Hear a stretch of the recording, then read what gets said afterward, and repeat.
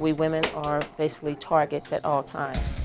The person you just saw is coming at you with a knife. A lot more women are buying guns. Oh, a lot more.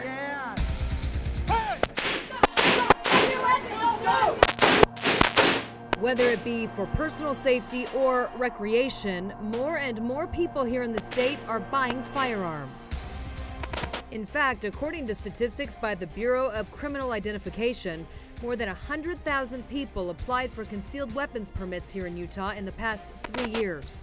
Of those applicants, 30,000 were women. Hey! Housewife Antoinette Van Horn is one of those women. It was one of those things that I was brought up through the ranks of women carrying handguns. I think there's a lot of scary instances for women these days. And Lenny Swinson. Whether it just be walking to your car at night, in a dark parking lot, or a first date with someone you don't know that well. They see the need at some point for a self-defense tool. One round to the chest. Something to bring them into some reign of equality with somebody that's bigger and stronger than them. Hey! However, that need for security comes with responsibility. The tragic death of a woman in Springville is a grim reminder that firearms are dangerous. 19-year-old Molly Ann Case was killed when a gun fell out of her car and went off. Case was shot and later died. Because the fear comes from basically the unknown. To get a better understanding of the mystery and stigma associated with guns, I spent some time with Clark Aposhian, a firearms instructor here in the state. Get a good hold, way up nice and high, okay? And remember Brian, so we don't want to point that at him. Step by step, Clark showed me the parts of a handgun, how to load the gun, and more importantly, how to safely fire a gun so that no one gets hurt. All right, now, bring the gun up and just press the trigger. Press the trigger? Yep. That would have fired the gun. It may look easy, but the real test is not in the classroom, it's at the range. I was a little nervous. Set it downrange. We hang the target and Clark carefully loads the first gun and puts it into my hands. There you go. Now just going to take a light touch of the trigger.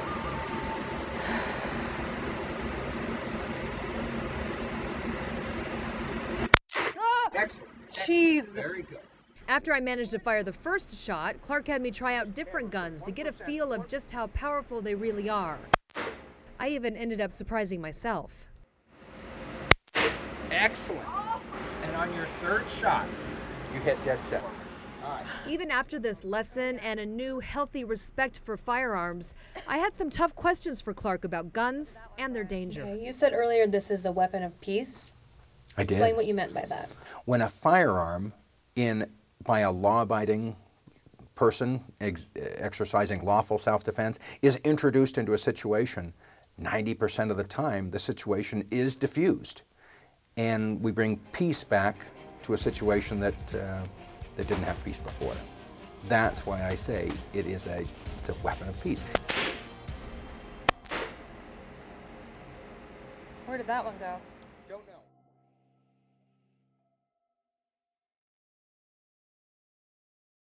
We women are basically targets at all times. So I felt a handgun is always good in my possession.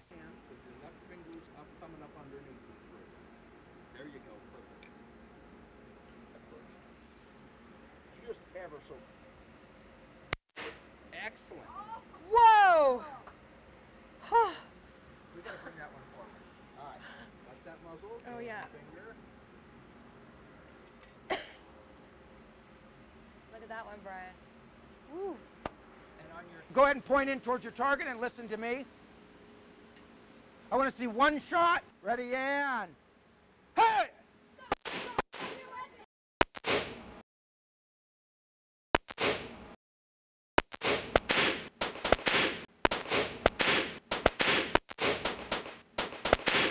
Pointing a gun at you, or is coming at you with a knife.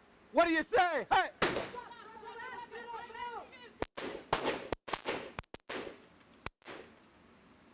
All right, scan to your left. Scan to your right. Is the threat down? Did it work? Have you been hit? Keep your weapon pointed downrange and look over your shoulder. Is there any threat there? Look over your other shoulder. Is there any threat there? Decock if necessary, weapons down, fingers straight.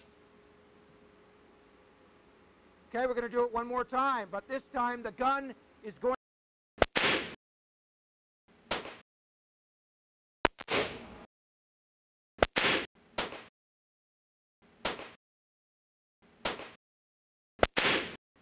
All right, this drill is going to be 1 round to the chest, 1 round to the nose. Ready, and on my command, hey! Same thing. Yeah, Brian, you gotta fill out some paperwork. Angry. I'm going to outer stuff that for cannons, and they will have cannon fuse there sometimes. Basic ones right here.